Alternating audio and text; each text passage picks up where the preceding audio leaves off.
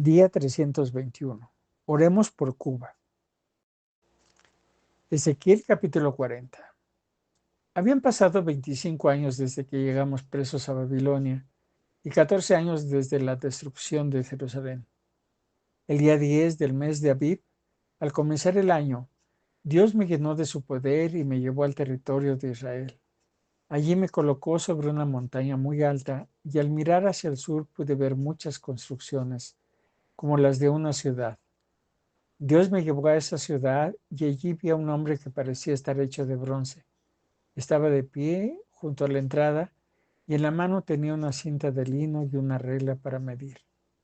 Aquel hombre me dijo: Ezequiel, hombre mortal, Dios te trajo aquí para mostrarte la ciudad santa y su templo. Así que presta mucha atención para que comprendas muy bien lo que te voy a enseñar. Luego tú deberás decir a los israelitas todo lo que veas. Lo primero que vi fue una muralla que rodeaba al templo. La regla que aquel hombre tenía en la mano medía 3 metros y con ella midió la muralla. Y la muralla tenía 3 metros de espesor y 3 metros de alto. Luego se fue a la entrada del lado este que atraviesa la muralla, subió los 7 escalones y entró en un largo pasillo. En ambos lados de ese pasillo había 3 cuartos de vigilancia. Cada uno medía 3 metros de ancho por 3 metros de largo. Entre un cuarto y otro había 2 metros y medio de distancia. Los cuartos eran todos iguales y cada uno tenía una baranda de medio metro de ancho por medio metro de alto. También midió la distancia que había desde la pared del fondo de cada cuarto hasta la pared del fondo del cuarto de enfrente y fue de 12 metros y medio. Todos los cuartos tenían ventanas con rejas por dentro. Aquel hombre midió la distancia que había entre la entrada del patio y la entrada del primer cuarto de vigilancia y fue de 3 metros, que es el espesor de la muralla. Al final del pasillo vi un salón que miraba hacia el patio interno del templo. La distancia desde la entrada de este salón a la entrada del último cuarto de vigilancia también era de 3 metros. El hombre midió el salón y resultó que tenía 4 metros de largo por 10 de ancho. La puerta de entrada al salón resultó tener 5 metros de ancho. Las paredes de este salón tenían ventanas. Luego el hombre midió el pasillo y tenía 6 metros y medio de ancho por 25 metros de largo. La puerta de entrada al pasillo resultó tener 5 metros de ancho y sus paredes estaban decoradas con palmeras. Más tarde, aquel hombre me llevó al patio exterior que estaba entre la muralla y la entrada al patio del templo. Tanto al norte como al este, el patio medía 50 metros. Alrededor del patio había 30 cuartos que a la entrada estaban pavimentados con piedra. Este pavimento se extendía también alrededor del patio, un poco más abajo de los portones.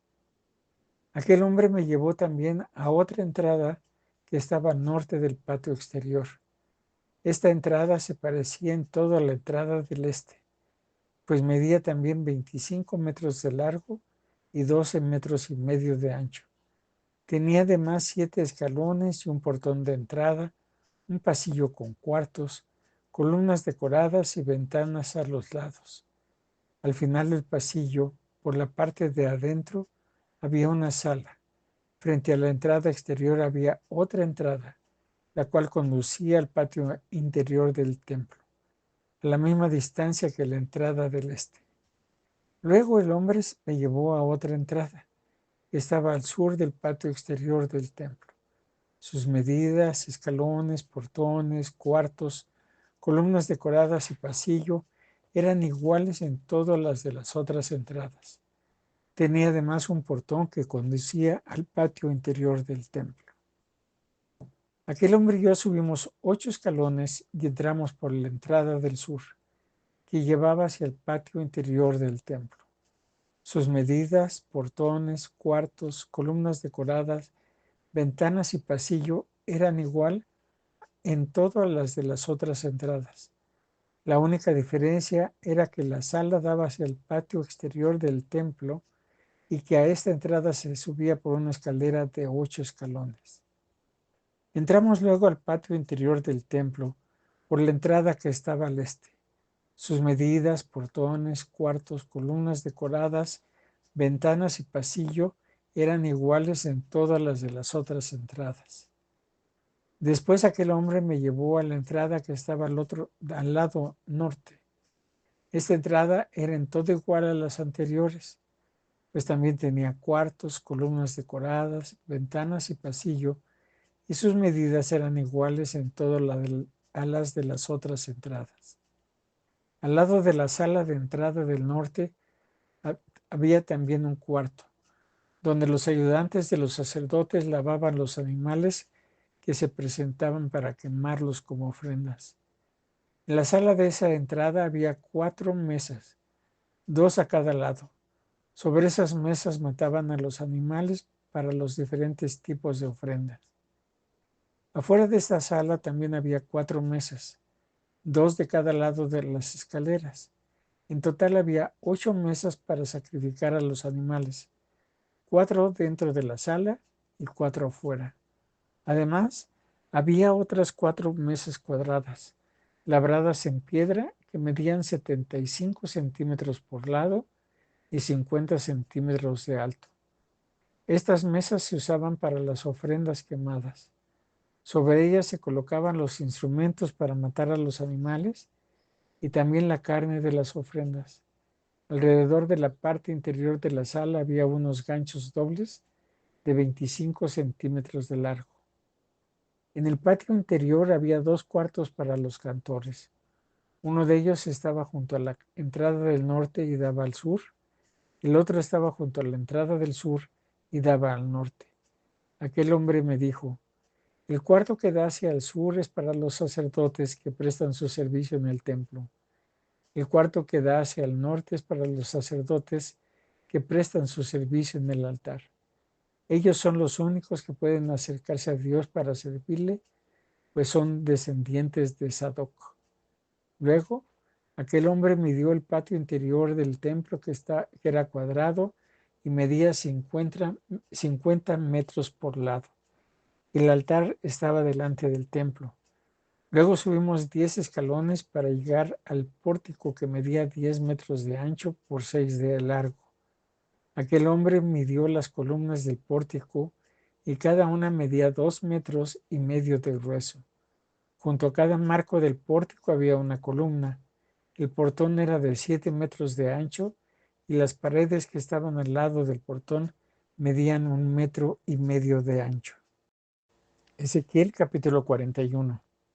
Aquel hombre me hizo entrar en el templo y midió las columnas y resultó que tenían 3 metros de grueso.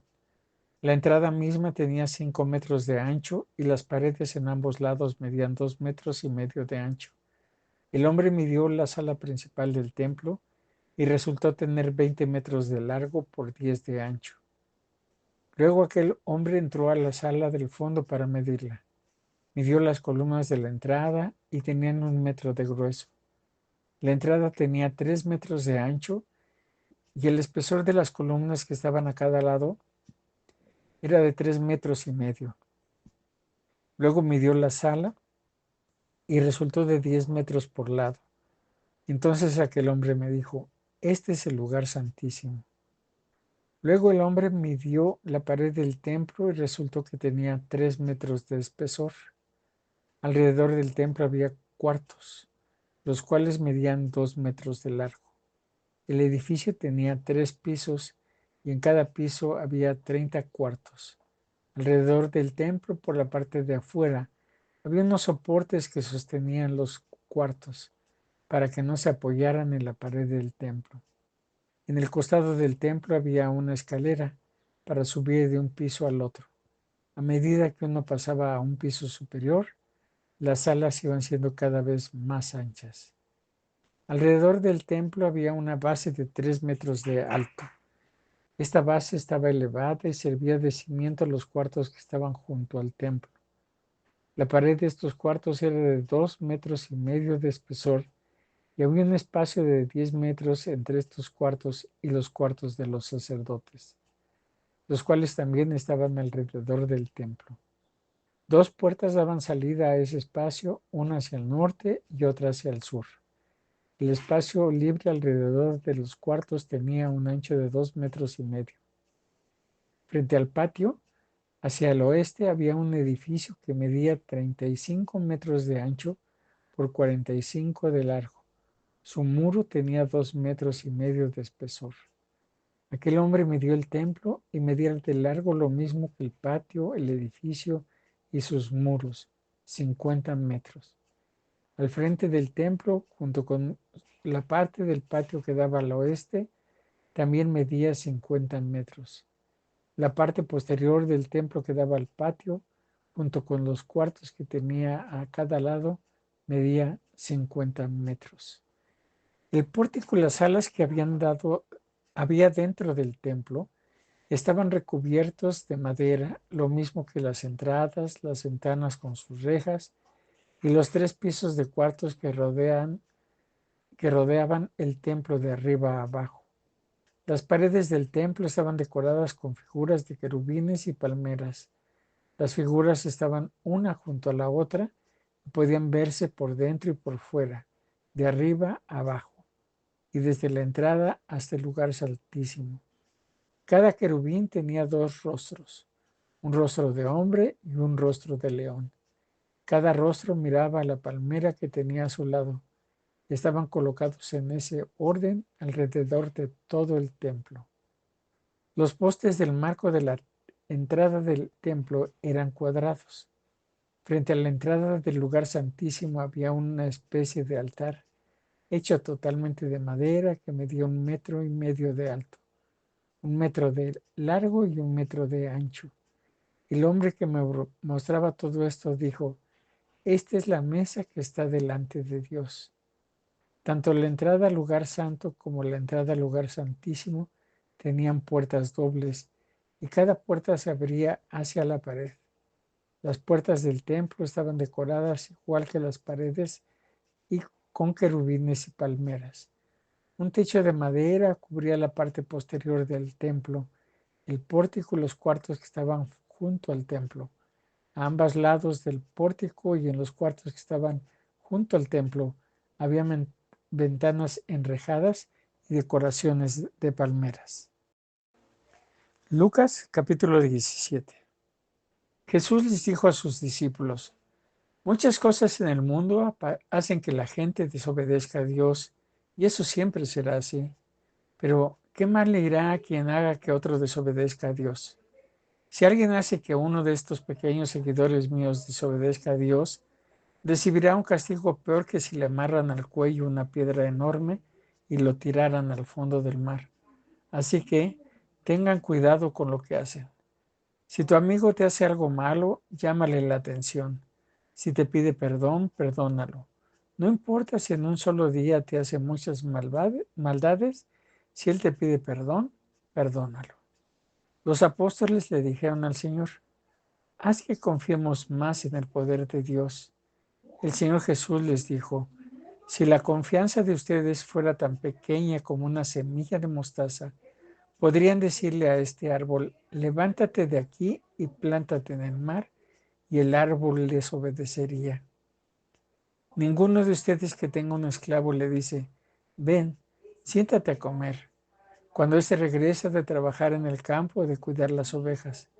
Más bien le dice: prepárame la cena, quiero que estés atento a servirme hasta que yo termine de comer y de beber.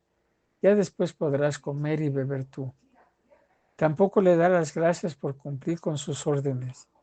De modo que, cuando ustedes hayan hecho todo lo que Dios les ordena, no esperen que Él les dé las gracias. Más bien piensen: nosotros somos solo sirvientes, no hemos hecho más que cumplir con nuestra obligación. Jesús siguió su viaje hacia Jerusalén y tomó un camino que pasaba entre la región de Samaria y la región de Galilea. Cuando entró en una aldea, salieron a su encuentro 10 hombres que estaban enfermos de lepra. Sin embargo, se quedaron un poco lejos de Jesús y le gritaron: Jesús, Maestro, ten compasión de nosotros y sánanos.